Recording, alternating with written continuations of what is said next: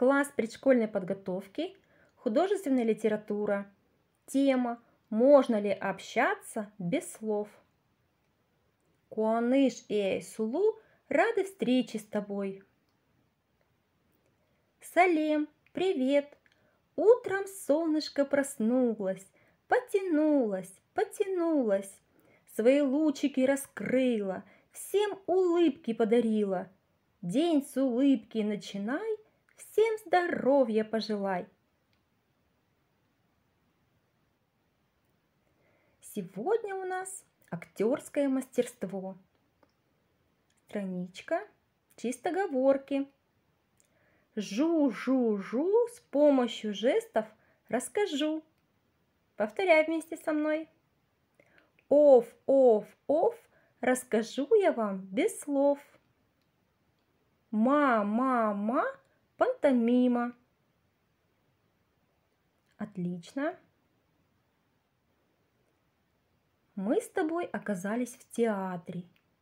Театр – это представление, в котором актеры общаются с помощью слов, жестов, мимики. Вспомним, мимика – это выражение лица.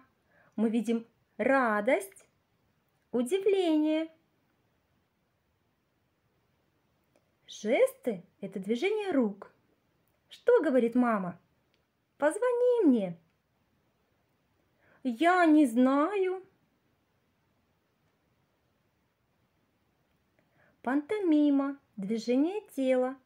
О чем рассказывает человек? Он ест бутерброд. Пантомима – это движение рук, ног, всего нашего тела, но без слов. Итак, игра пантомима. Звуки природы.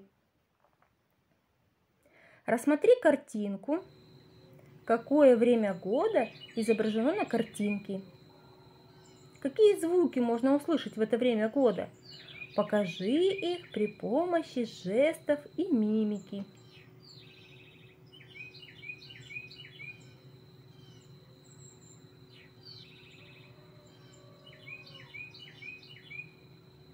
Отлично. Ты молодец.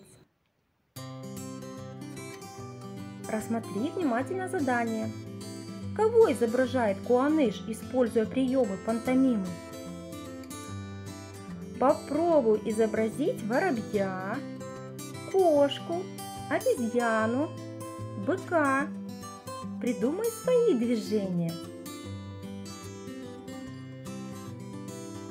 Ты молодец. Пальчиковая гимнастика. Паучок. Пальчики руки – это лапки паучка. Попробуй идти всеми пальчиками. Отлично. Ласточка, карлыгаш.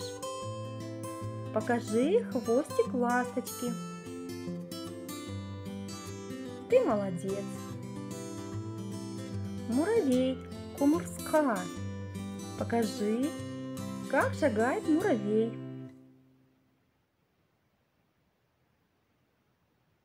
Отлично. Сегодня мы познакомимся с творчеством великого казахского писателя Ибрая Алтынсарина. Рассказ «Паук, ласточка и муравей». Отец и его 10-летний сын шли по полю. Отец спросил сына: «Видишь, вон ползет паук. Что он делает?» «Он плетет свою паутину», — ответил сын.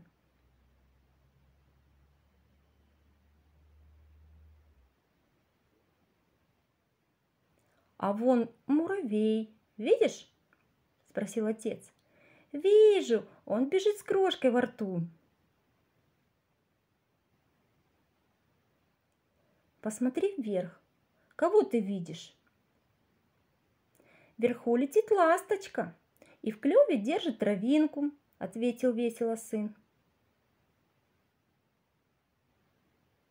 Тогда отец говорит сыну: вот так, милый мой, эти маленькие существа могут служить для тебя примером.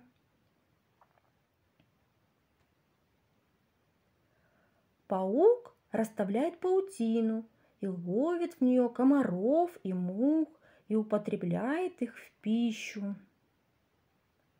Муравей бегает и ищет себе пищу для своих маленьких детей. Найдя крошку, он не съест ее, а с радостью бежит с ней домой.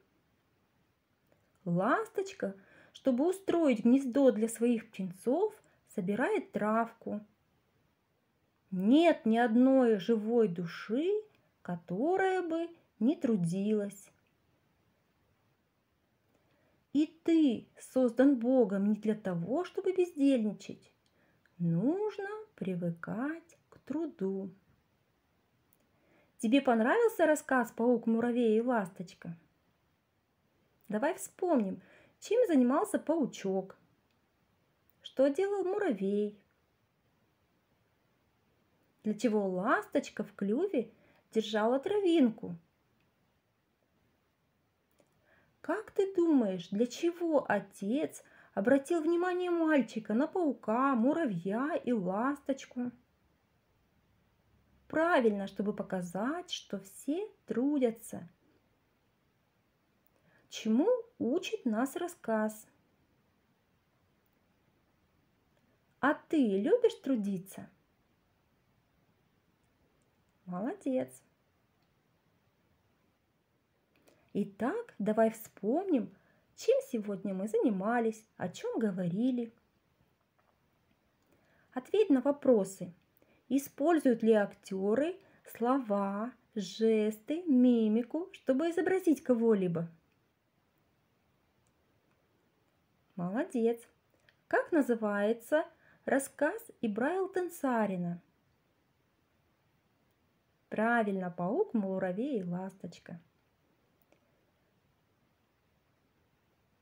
Ты молодец! Надеюсь, занятие тебе сегодняшнее понравилось. А Куаныш и Айсулу прощаются с тобой до новых встреч!